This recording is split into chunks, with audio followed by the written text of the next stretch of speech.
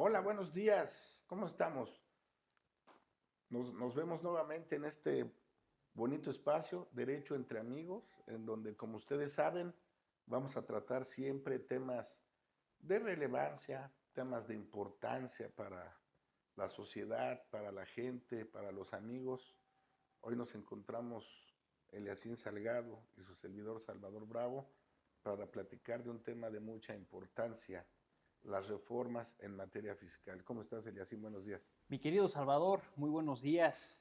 En efecto, un gusto estar aquí presentes desde el Centro Universitario de Excelencia Educativa en este podcast Derecho entre Amigos y creo que tocando un tema de vital relevancia y no solamente para los abogados litigantes o para cualquier abogado, sino sobre todo para el público general y para ese sector empresarial que piensa que esta reforma pues, es inminente, que les va a dar una mayor afectación a como era antes. Y bueno, hoy estamos para resolver todas estas dudas y toda esta controversia, querido Salvador. Sí, bueno, pues hoy el entrevistado es nuestro buen amigo Eliacín. Aquí traigo algunas preguntas que nos ha formulado el público conocedor. Bueno, pues primero, ¿qué es la reforma del 2026? Sí, fíjate, querido Salvador, que lo que pretende para 2026 el Estado mexicano es crecer su Producto Interno Bruto de a 1.8% o a 2.8%. Pero para lograr estos márgenes, querido Salvador, pues necesita obviamente poder incrementar sus ingresos anuales. Y es ahí el punto donde entra el tema de recaudación, porque a lo que dice este gobierno es que en temas de recaudación va a crecer un 6.1% anual, y eso quiere decir, querido Salvador, que el SAT va a tener un mayor control en los ingresos, pero sobre todo en el tema de recaudación de impuestos, querido Salvador. Básicamente es lo que se intenta con esta reforma en materia fiscal del 2026. Pues este es un tema importante porque históricamente en México se ha sabido que somos un país en donde gran parte de la población vive en la informalidad. Esa informalidad precisamente es la que tiene como consecuencia que mucha gente no pague impuestos. Y bueno, pues es todo un tema hablar de historia. Yo creo que no terminaríamos en varias sesiones pues de hablar de la historia, de cómo surge el IVA, ¿no? Claro, Precisamente como una estrategia, como un impuesto para que toda la gente pague, ¿no? totalmente. Tradicionalmente, pues el impuesto sobre la renta es un impuesto que tiende a agravar las utilidades, los ingresos de las personas. Pero bueno, si el gobierno no tiene conocimiento de cuánto gana alguien, pues se grava el consumo. Pero al final de cuentas viene siendo un problema porque hay gentes que entonces pagan por obtener ingresos y pagan por consumir. Y es algo, desde mi punto de vista, pues incorrecto y desproporcional respecto de aquellos que no pagan. Entonces, bueno, pues platícanos un poquito, ¿no? ¿Cuándo entra en vigor esta reforma? Sí, mira, a ver, ya es un hecho que está aprobado. Se pretende que ya para el 1 de enero de 2026 ya esto pueda entrar en vigor, aunque sí déjame decirte algunos temas, querido Salvador, va a entrar en vigor, pero como todos sabemos, pues existe la resolución de miscelánea fiscal y otras normativas internas del SAT que básicamente tienen como finalidad precisar a fondo todo esto de las reformas. Entonces, pues si bien es cierto, ya entra en vigor en enero de 2026, pues lo cierto es que tanto el SAT como Hacienda en general, pues están haciendo esfuerzos grandes pues, para poder realizar estas normas que te comento, querido Salvador. Muy bien. Le recordamos a nuestros amigos que nos ven que nos manden mensajes, nos manden sus preguntas. Siempre es importante. A lo mejor si no las alcanzamos a contestar aquí en el momento, por ahí estaremos en contacto. Sí, muchas gracias por visualizarnos. Y entonces, continuando con el tema, desde tu punto de vista, entonces, ¿qué es lo que motiva esta reforma?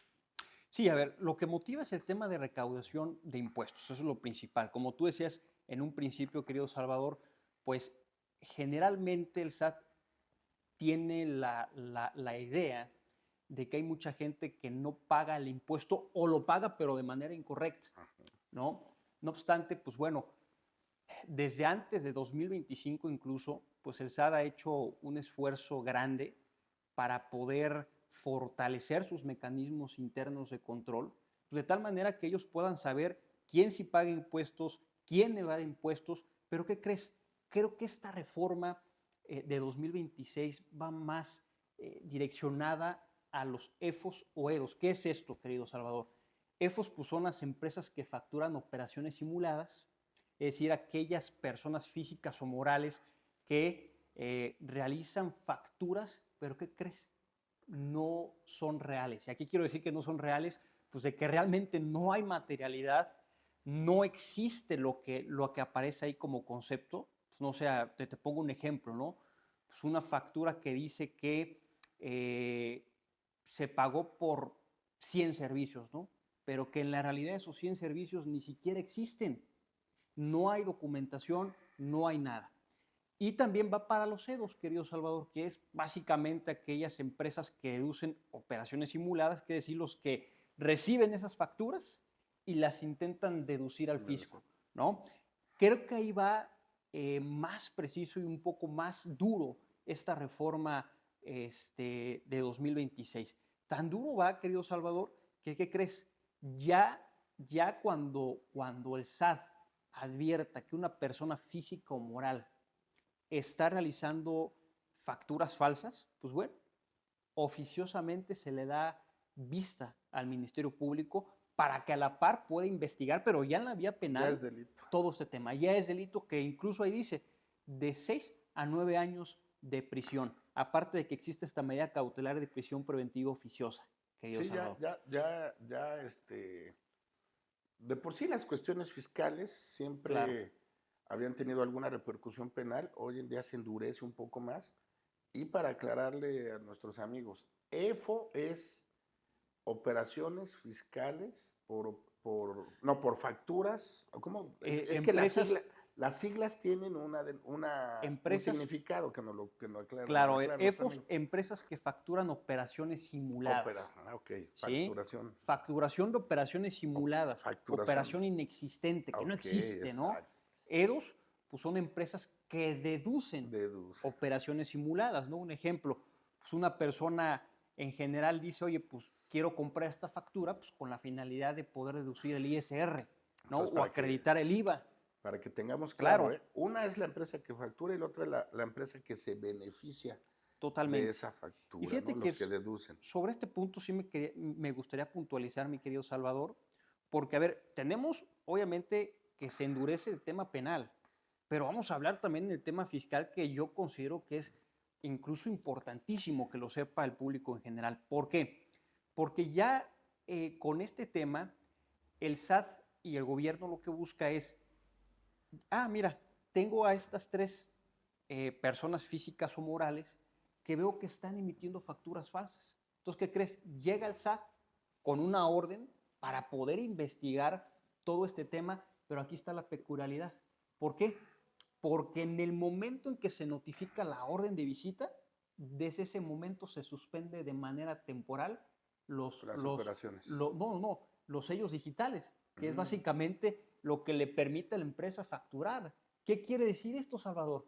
Que las empresas o personas físicas que emiten facturas, si el SAT considera que realmente está hasta el peligro de que la factura sea falsa, desde el momento en que se notifica la orden, desde ese momento se suspenden los sellos digitales. Es decir, que ya no puede facturar hasta en tanto se resuelva básicamente pues este tema de si es o no factura falsa o inexistente, Ok, ¿no? entonces, con esto que nos dices, quiere decir que todas aquellas plataformas digitales que tienen de alguna forma participación en la emisión, tienen entonces con motivo de la reforma ya obligaciones.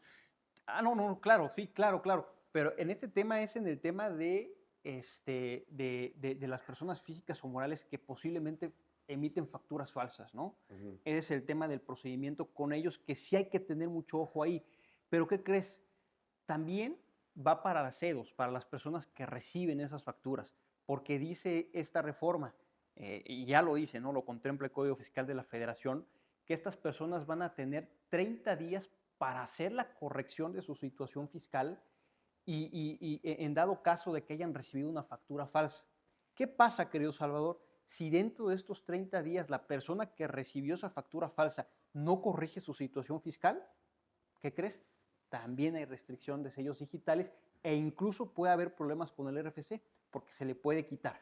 Entonces, es importantísimo para todo el público que nos escuche, para las empresas, para las personas físicas, que siempre que ustedes reciban una factura, es importante que ustedes puedan verificar en el Diario Oficial de la Federación si hay alguna publicación de ese proveedor en la lista negra. Les explico más o menos cómo está este tema. Cuando el SAT investiga a una persona que factura operaciones simuladas, que emite facturas falsas, lo publica en una lista provisional o definitiva en el Diario Oficial de la Federación o en los mecanismos oficiales del SAT. Entonces, es importante que toda la persona, antes de poder celebrar alguna operación, puedan cerciorarse mediante estas plataformas que les digo, mediante el Diario Oficial de la Federación, si ese proveedor está publicado ahí. Porque si está publicado ahí, pues para ustedes es más sencillo poder decir, pues no me conviene contratar los servicios de esta persona porque realmente está dentro de esta lista, ¿no? Es importante que esto lo sepan. Y ahora, querido Salvador, vamos con el tema de las plataformas digitales, que es otro tema importantísimo de esta reforma. A ver, lo primero que hay que tener en cuenta es que antes de esta reforma las plataformas digitales no estaban 100% reguladas, sobre todo las extranjeras. Por poner algunas, pues hablo Uber, hablo Mercado Libre, entre otras más que son extranjeras, pues no estaban bien reguladas. Había ocasiones donde ni la propia empresa pagaba impuestos o donde la propia empresa como Mercado Libre, Amazon, demás, no retenía los impuestos a sus usuarios, a sus clientes. Bueno, ya con esta reforma se endurece ese tema y ahora se obliga al 100% que todas las plataformas digitales, sean nacionales, sean extranjeras, puedan estar al corriente de sus obligaciones fiscales. Retener el impuesto, ¿sale? Y enterar al SAT.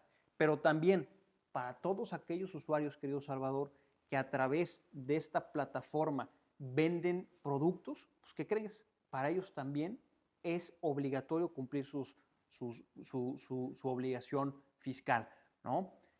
Punto importante de las plataformas digitales, pues bueno, ya con esta reforma lo que intenta es que el SAT puede incluso pedirle a estas plataformas digitales el acceso real, el acceso en tiempo real de la información financiera de cierto usuario en específico.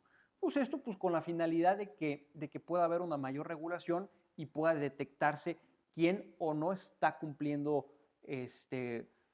su obligación fiscal, ¿no? No, pues muy interesante, ¿no? Estas reformas pues son pues importantes, trascendentes para el país, sobre todo para que la justicia distributiva Sí, claro. alcance eso que llaman, ¿no? Un tema justo, que el gobierno pues tenga más recursos, porque hoy en día es alarmante ver el famoso déficit fiscal que tenemos, que es alarmante, y lo cual nos está generando una gran deuda para todos, hasta para nuestros hijos. Quién sabe cuándo terminemos de pagar estas deudas que al día de hoy se nos están generando, ¿no? De esta forma, pues puede ser una medida para, pues para en primero, evitar el endeudamiento, y dos, ojalá y tenga voz de profeta y traten de empezar a pagar, ¿no? Y bueno, y por último, bueno, pues la pregunta más importante que nos hacemos, ¿y van a subir los impuestos? A ver, ojo, en el tema de las tasas, del IVA se mantiene igual, 16%, ¿no? De ISR se mantiene del mismo modo, 30% para personas morales y hasta 35% para personas físicas. Pero donde sí hay cambio de tasas e incluso se aumenta la base gravable es en el tema del IEPS. Te explico. A ver, primero, hay un aumento de tasas eh, para el tema de videojuegos que tengan contenido sexual o contenido violento, ¿no? Ahí dice claramente esta reforma que se va a retener un 8% por cada videojuego violento. Acá hay un tema porque hay debate, querido Salvador, porque lo cierto es que lo dice de manera muy genérica, pero realmente no dice qué se debe de entender por un juego violento. Y es ahí el tema donde yo considero que muchísimas empresas que distribuyen este tipo de videojuegos o en general cualquier usuario o cliente que consuma este videojuego, pues bueno, va obviamente a acudir con varios mecanismos de protección pues para decir, oye, pues lo cierto es que no se me debió haber cobrado este impuesto porque no es un juego violento. Es ahí creo que el tema del vacío legal que tiene este tema, ¿no? En el tema de ampliación de la base gravable, pues déjame decirte que ahora no solo las bebidas con azúcar, sino también aquellas con edulcorantes naturales o artificiales, pues bueno, ya están sujetas al IEPS, ¿no? Esto básicamente es en cuestiones generales lo que aumenta en cuestión de tasas y base gravable en impuestos, querido Salvador. Me gustaría reiterarles también al público en general que, a ver, lo cierto es que también esta reforma contiene varios beneficios fiscales. Primero de ellos te dice que va a haber un 100% de condonación en multas y recargos para aquellas empresas que tengan créditos fiscales que tengan, perdón, ingresos fiscales no mayor a 300 millones de pesos anuales.